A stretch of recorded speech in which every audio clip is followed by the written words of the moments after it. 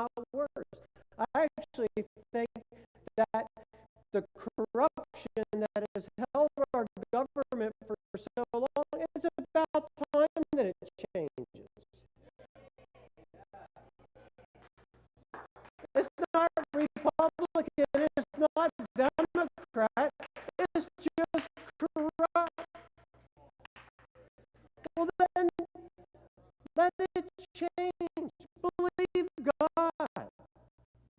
What's going to come out the other side? What if it's better? Well, this is all I ever know. Okay, hang on.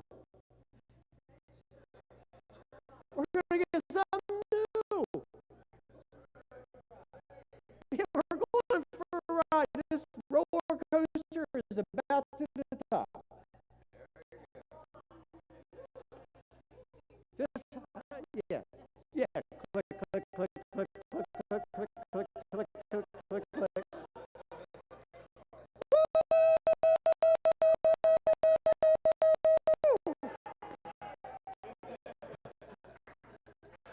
I don't know where it's going. I'm not a futurist. I can't see all this stuff. I'll leave that for the prophets. But what I do know is that I'm not going to make the assumption that every time society takes a step, it gets worse. When the Reformation hit Europe and society took a step, it didn't get worse, it got better. It led them out of a feudal system where people were indebted to lords who oversaw pieces of property, and I worked my whole life just for the privilege of living under the shadow of the castle of the Lord.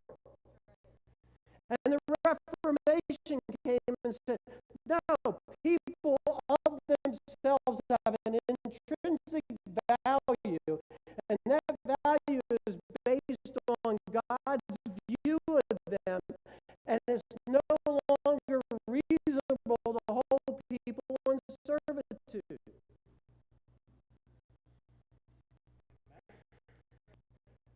And it shifted. Where did that come from? It came out of the Reformation. We're in that same Reformation. The hard questions are being asked. People are looking, going, what does it look like? What does America look like in 10 years and 20 years?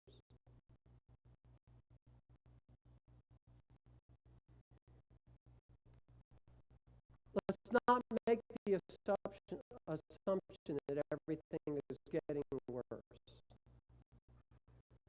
Instead, let's look and say, okay, if the kingdom's advancing, I'm part of the kingdom. So what's my place? What's my place in this societal change that at the end of the day, when I go home to glory, I get to look back and go, shoo, I had a piece in that. Some pieces are bigger than others. Doesn't make any difference. Every one of us have a place in societal change. We're in the Reformation. Now, in this new Reformation, there's a new theology that's arising.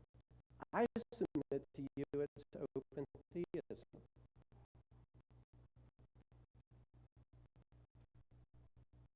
My prayer is, and I actually believe in another 10 years, open theism is going to be the standard theology of the church. I believe that the changes that we're in right now is pushing this theology,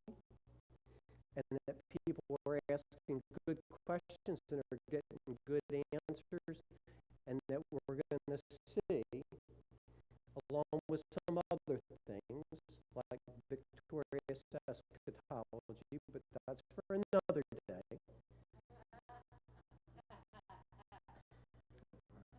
I don't want to tie your head in too many knots. But we're in this place where this theology, open theism, I believe in another 10 years, we're all going to be talking about it like, well, of course you believe it. Why would anybody believe that?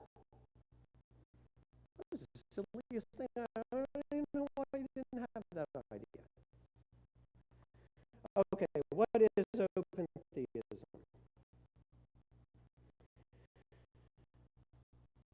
One, open theism, there is an agreement with classical theology that God is sovereign.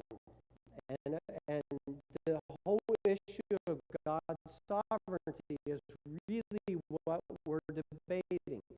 There's other things there's a lot of agreement with, but this idea of sovereignty and how we see sovereignty is how we frame the argument.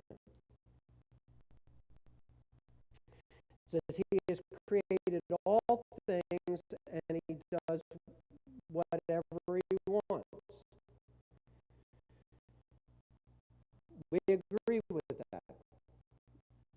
God created everything, Psalms 103, and he does whatever he wants. He's God, he can do it. The difference in the view, as Harold Everly has said, points out in his book, Who is God? To Calvin's view of sovereignty means that God controls all things, therefore all things are predestined. So here's the two different things. God created all things and he does whatever he wants. That would be open theistic view. As Harold points out, Calvin's view of sovereignty means that God controls all things and therefore all things are predestined. So then whatever happens, it's all God. So God gets it no matter what happens, it's all God's plans. Smash my finger, I was predestined to smash my finger. Have a car accident, I was predestined to have a car accident. Get wealthy, I was predestined to get wealthy. Marry Linda, I was predestined to marry Linda. I couldn't find anybody else. You know, I mean, that was it.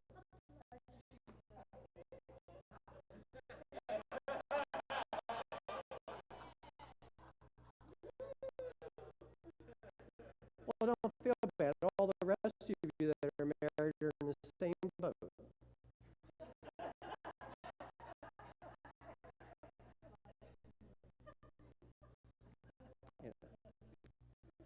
Yeah. Yeah, I'm thankful. I'm thankful, just going on record. I'm thankful, but it just, but everything's predestined. To the open theist, sovereignty means God does whatever he chooses, and some things are predestined. So in open theism, it actually allows that there's things with God that are fixed. The cross was fixed. It wasn't open to any debate. It was that the heart or the cross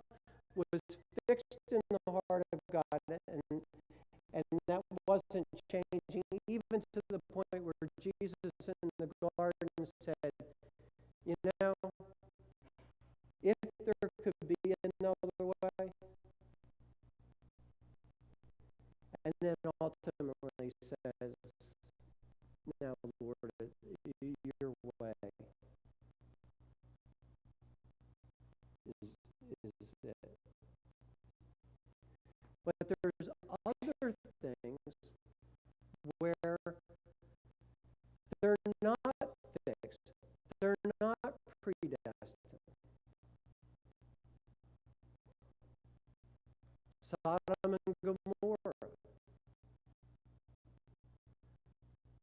Moses coming down off the mountain. God saying, I'll just kill them all and start with you. And Moses is like, you can't do that. You can't do that. If you do that, I mean, all the neighbors are going to talk.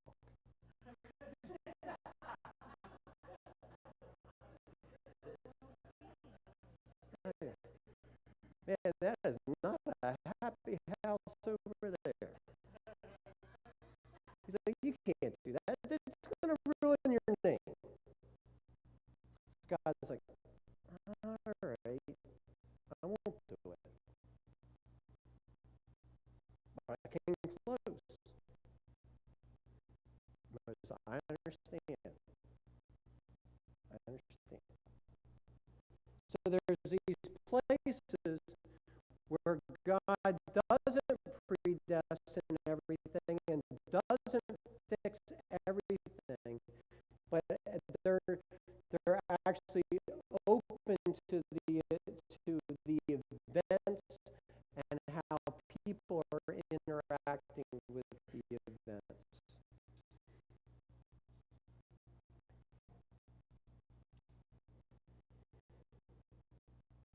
For the open theist, God is sovereign enough to limit himself in his own sovereignty, including his foreknowledge, if he desires.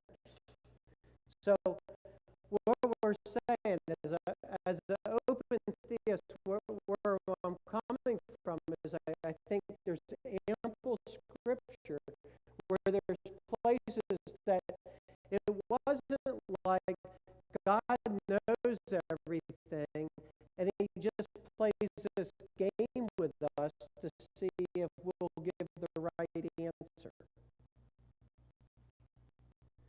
But God in his sovereignty has actually limited his sovereignty in his foreknowledge, and has chosen not to know certain things until we actually do it. Well, why would he do that? Because he's love. And love, to be full love, requires that. There has to be the element of choice. And if there's the element of choice, there is also the element of uncertainty. And God has chosen, I believe, in his sovereignty to limit himself and live in a tension with me of my uncertainty.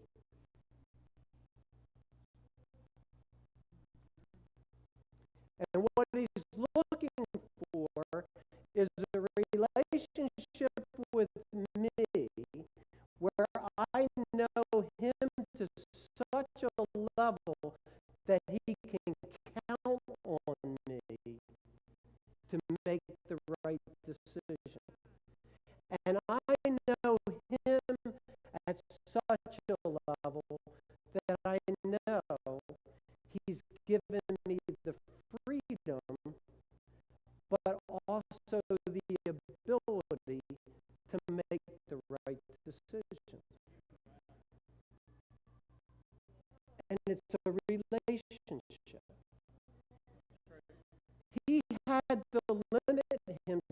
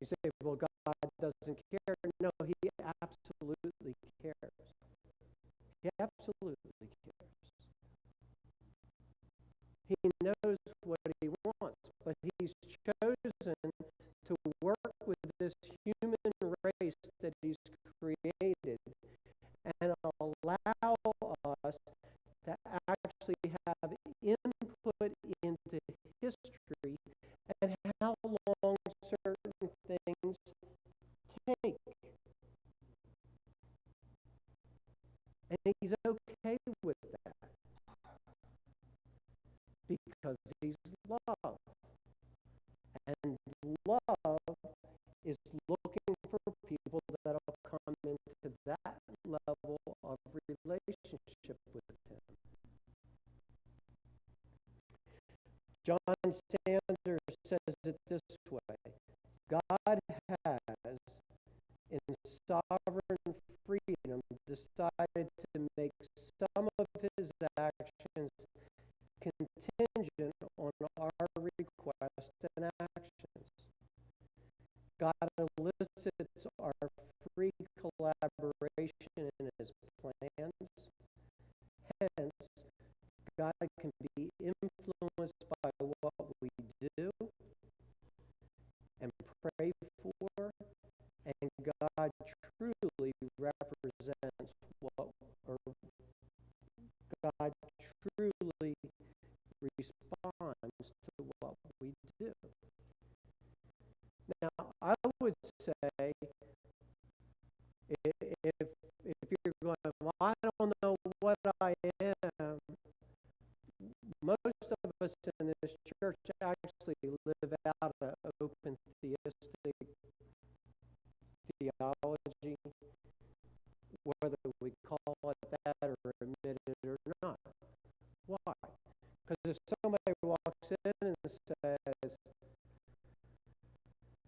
I just came from the doctor, I got cancer, we don't all go, well, I guess that's the will of God. Well, we'll pray for you that you'll be comforted and that God will come near you. And are you saved? Because if you're saved, I mean, if you die, you're going to go to heaven. That's good. Heaven's good. We would approach praying for them from that perspective.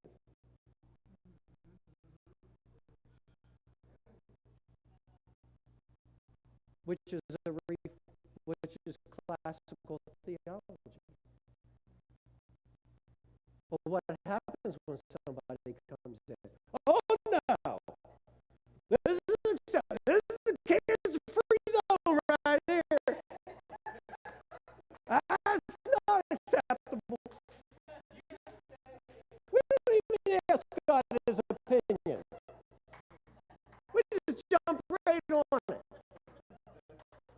Cancer, get off that person. We release you right now in Jesus' name. You have no legal right here. And we just go right at it. You bunch of open theists.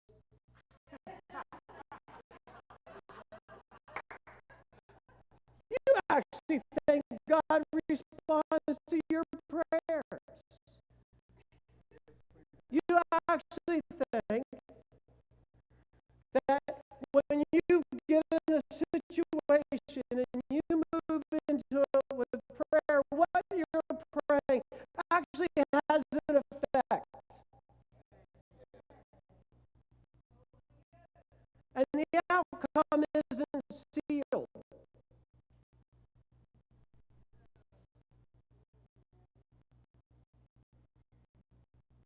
I've got to pray this thing through. I've got to work this thing out. Well, we need a prayer walk. Well, why do you need a prayer walk? Well, there's stuff happening over there. We got to go walk that place.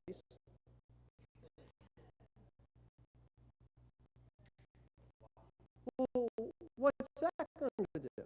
It's going to release heaven. God's going to show up. Oh. So maybe it's not predestined to be that way. Not in my book.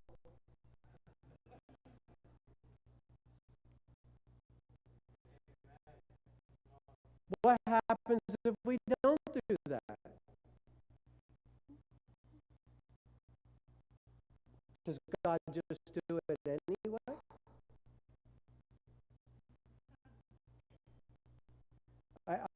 I got to wrap up. Last week, or when I was out to the conference, I think I said I had the rich pleasure of being able to sit with Peter Wagner personally and talk to him on multiple conversations, which has to go down as one of the greatest events of my life.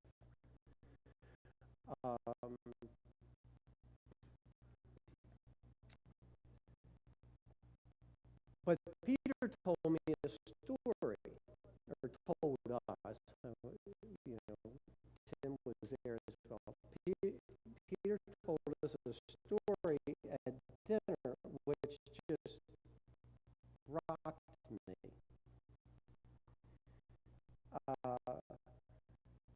At the time that John Wimber got saved, which was in the height of the Jesus people, John Wimber was a great musician, rock and roller, and also was a great manager. He managed groups. He made his living doing that, and he had gotten saved. Now, he was actually coming and was a student to Peter at Fuller Seminary when Wimber first got saved. He was one of Peter's students, and Wimber actually changed some perspectives for Peter, helped him grow in some things. But at the time, the general view of things was different than it is now. And Wimber had been saved, and Peter said he was the best evangelist I've ever met. He said he could